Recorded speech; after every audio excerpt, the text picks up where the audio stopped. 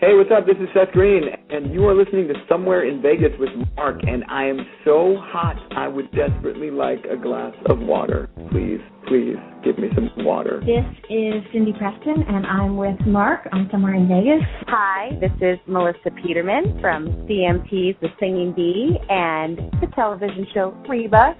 And I have to tell you, I just have to get it off my chest, I love Somewhere in Vegas with Mark. Hi there. This is Faith Roscoe from General Hospital. You're listening to Mark on Somewhere in Vegas. And you better watch out. We know how to find you if you're not listening. Hi, this is Shannon Egan from Whippet, and I love Somewhere in Vegas with Mark. Hey, this is Lee Allen Baker with Somewhere in Vegas, talking with Mark with a Q. This is Courtney Cronin. You're listening to Somewhere in Vegas with your host, Mark, and I would make sure to listen every week because he's a sure bet. Hey, this is the Money Man, Eddie Money. I got 2 tickets to Paradise, and you know what? It's Somewhere in Vegas. And what happens in Vegas stays in Vegas. Hi, this is Crystal Gale, and I love Somewhere in Vegas with Mark. Hi, this is Terry Nunn from Berlin, and you're listening to Mark Somewhere in Vegas. Hi, this is Miracle Laurie from Joss Whedon's Dollhouse. There are 3 flowers in a vase, and I'm listening to Somewhere in Vegas with Mark. Hi, this is Erin Hill, and you are listening to Mark on Blog Talk Radio and Somewhere in Vegas. Mark is a great guy. Hi, this is Sean Pulaski. I'm still trying to figure out Mark Pico's sexuality, but I know you're listening to Somewhere Live in Vegas. Here you go, Mark. I'm sorry. I thought you were she. I'm sorry.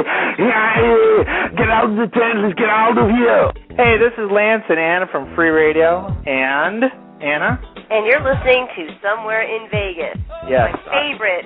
You know, that's usually what happens with me. I go to Vegas and I get lost, and so I end up somewhere in Vegas. Somewhere in Vegas. But right. I just don't know where it is.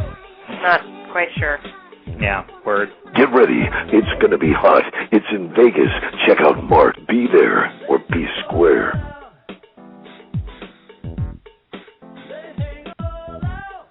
My guest at the time is a very talented artist. And, you know, it's great to be able to talk to an artist like this, just because I have not had the opportunity really to talk to an EDM artist as much as anything else. He has a single out called Fall Through that came out this past year, but now his new single is Denver in Slow Motion. You guys can check that out as well. Amadeo is on with us right now. How you doing? I'm good, man. Thanks for having me. Yeah, I mean, you know, it's interesting because, you know, I mean, this type of music is just really hot, especially here in the Vegas area. I know that the Electric Daisy Carnival was supposed to be, you know, they always have it during the spring, but they delayed it back to the fall, I think, once everything kind of hits, once the vaccines are distributed and things start to open up once again. And, you know, obviously the clubs here are kind of, you know, are really wanting to have more of their clubs back up and running as well. How's it out there in California right now? Things are starting to open up. You know, they're allowing, you know, restaurants to be open. No word on clubs yet, so we'll see about that. Hopefully, you know, EDC happens this year, you know, the Electric Daisy Carnival. I had tickets last year. Unfortunately, you know, things got pushed, but, you know, they handled their situation as best they could. So hoping for a better outlook this year. I mean, it's probably one of the craziest parties out here. I mean, there's just to say that there's maybe, you know, anywhere from 80 to 100,000 people that come out here for the Electric Daisy Carnival. It's just crazy to be able to see that many people around. So yeah, it's you know, it's being outdoors. It may help it. So hopefully that will end up being the thing. And I think that's one of the things with that type of music is just, you know, being able to be outdoors might help their cause. You know, they don't have to worry about or anything like that. So we'll have to kind of take a look and see what goes on there as well. But you know, what was it? I mean, tell me first of all a little bit about, you know, your influences and what got you into doing EDM music. Definitely.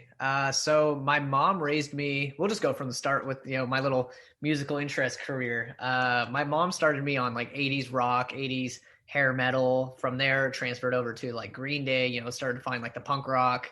Then transferred into like the whole like the emo scene with Fall Out Boy and My Chemical Romance. From there, started getting into metal, and I'm still a very big metalhead at heart, but I've always wanted to perform in front of a crowd. I started getting into EDM probably around 2013, 2014. I feel like, you know, just with the rise of that new community. and I just fell in love with it. I loved watching the live sets. I loved seeing the crowds. I loved seeing everyone just interact with each other and just have a good time. And I felt like, hey, that's what I want to do. I want to be able to perform for everyone. Yeah, I mean, it's got to be exciting because, like you said, a lot of times these are really, really huge crowds that you're performing in front of. It's kind of crazy because if you talk about maybe a country artist story or a traditional folk artist or something like that, you have these nice little small rooms where they'll perform out there, and obviously there is a different kind of a mood there in terms of it, but. I mean, just the energy that you get from EDM, because there's just so many people out there kind of, throwing their energy back at you. What's that feel like for you? As a participant in the crowd, love it. Yeah, everyone's there to have a good time. Everyone's there to take care of each other. And then, they're just there to have fun. As a performer, I unfortunately haven't had a chance to yet. I started putting out music in 2020. And then about 3 weeks later, after my first EP dropped, pandemic hit. So haven't had the opportunity yet to perform and see what it feels like on the other side, but hopefully this year. Yeah, I said, hopefully. I mean, obviously that's something that, really, I mean, there's a lot of places like between California and here in Vegas that just there's a lot of opportunities for you to kind of, test your skills and all that as well and make your way up. So yeah, hopefully some of those gigs start happening again. What's been the reaction so far with a lot of the music that you've put out? I have a lot of support. I'm actually very humbled to see the numbers for one, but just the support I get from my friends, that I would be kind of disappointed if I didn't have their support, but they've shown it. Just random people reaching out to me, whether it be on Instagram or Facebook or Messenger or, however they do it. It's really cool just to see the support, feel it, and know that I kind of, I feel like I'm doing something right. So it's really nice. Did you have any what kind of instruments do you know how to play? So I started with the guitar at probably the age of 10. So guitar, I was in the orchestra for about 4 or 5 years, so I know how to play the viola and the upright bass. I got a drum set in 7th grade, learned how to play that. I got a bass guitar in 8th grade, learned how to play that. Then just going through music school, I learned a little bit of the keyboard. Let's see, what else? It's pretty much it, man. Drummer, bassist, little keyboards here, and now, working through the computer music. How's that helped you out? I'm assuming that helped you out a lot in terms of producing a song or whatever. And sometimes you may want, I don't know how much strings you guys get in EDM. I wouldn't be surprised if there was some, but how's it been for you to have that experience kind of backing you once you went into EDM? It's been great, so I had like the classical training just through orchestra, which has been nice. I learned, the difference between, like the violin's always kind of like the lead instrument. And then you have the backing instruments, which are, would be like the bass and the viola, which I always enjoy those just because they have the bass, like they're the body of the music, which is where I, fall in love with EDM, where, the kick is the forefront of the song. And then you have the bass that kind of just rumbles and, keeps everything moving. So that's what I'd say from the orchestra. That's kind of a, little dorky side of me right there, but I just, I embrace that entirely in my music because I have the classical training and the structure of songs. How is it to learn, the editing process on the computer and to be able to edit music on there as well? I mean, kind of tell me a little bit about that learning curve and, kind of what you kind of learned from that experience. Starting off, it's very tough without, without any, I would say, formal instruction. It could be daunting because I tried to start producing in 2016. I got Ableton and I just kind of dove into it, through YouTube tutorials.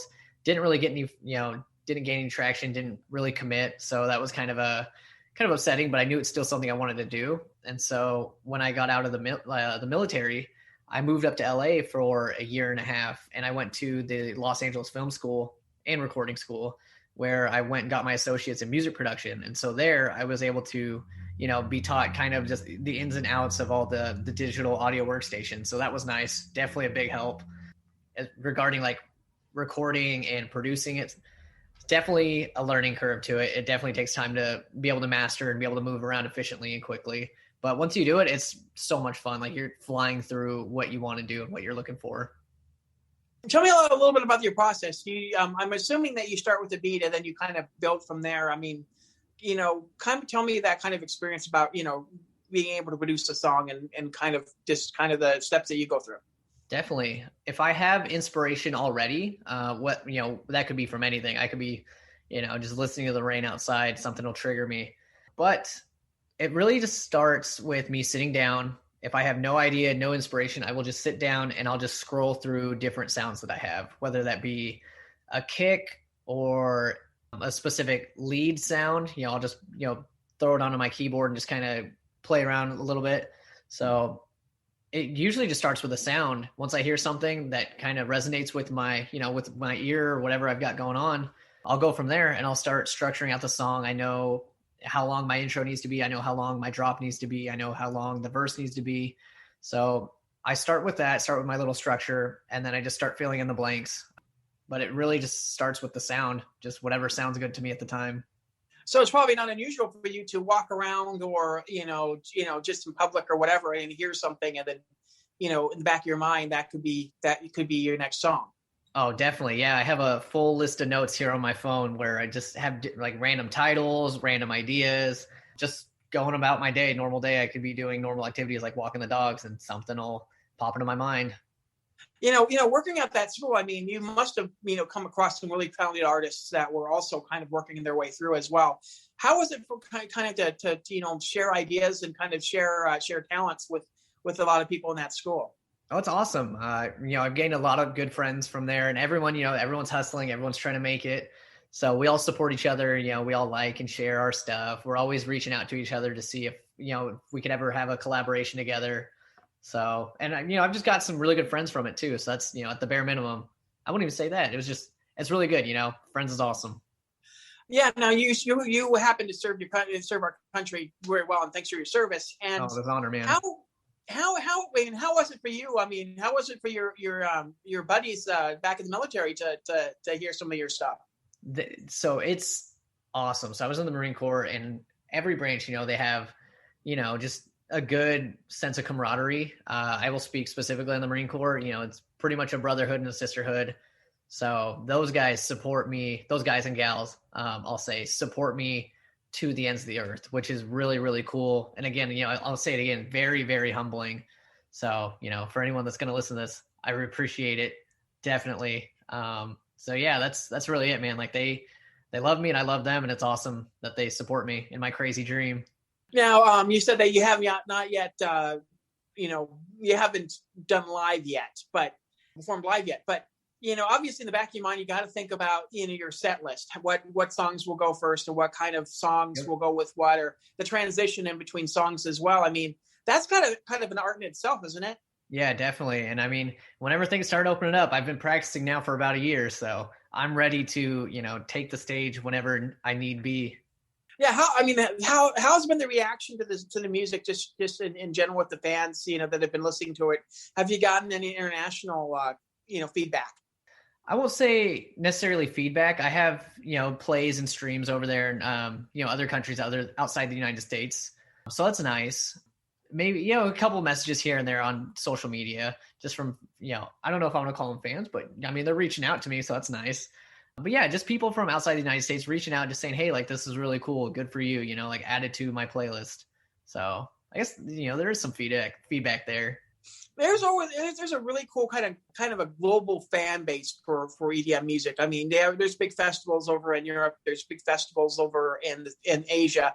There's a bunch of festivals here in the United States. I mean, it's kind of crazy. I mean, obviously the dream is to try to go overseas and all that as well, and be able to play on there as well. I mean, how's that for you to think about doing a little bit more traveling?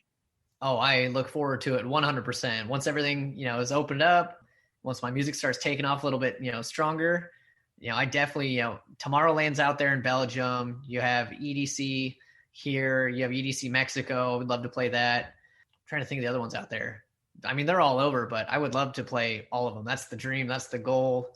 Anything I can do, to craft my skill and get me to that level would be awesome. It's great. I mean, hopefully that a lot of this stuff opens up, like I said, the clubs out here in Vegas. I mean, you've obviously been out here, haven't you?